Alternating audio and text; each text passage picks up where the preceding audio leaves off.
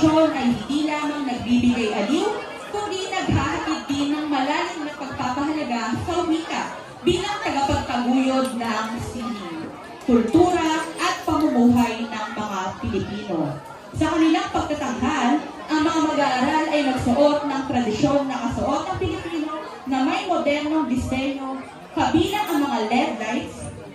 Ang mga LED lights naman ay sumisimbolo sa kung paano ang wikang Pilipino ay nag-ambag sa pag-unlad ng ating sarili habang ang tradisyonal na kasuotan ay kumakatawan naman sa ating pagkakakilanlan bilang mga Pilipino, ang ating kultura at ang ating wika.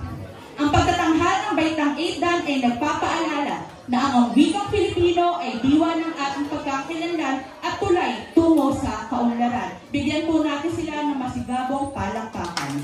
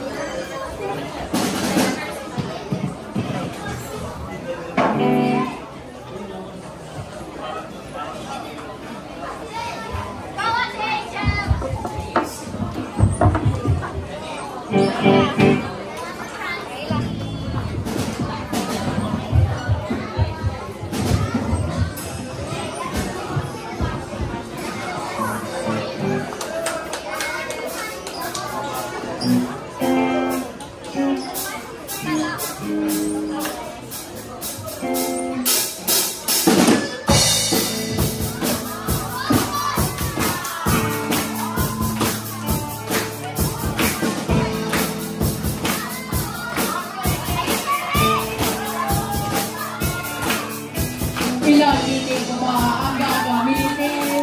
O giliw mo? Ilang salita mo ba ang sasabihin? O giliw mo? Kakiliwi ka natin na Pilipino, mula noon hanggang ngayon ay gagamitin to.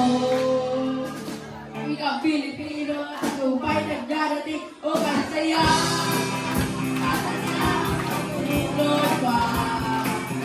Tatangkalit sa gabi at umaga.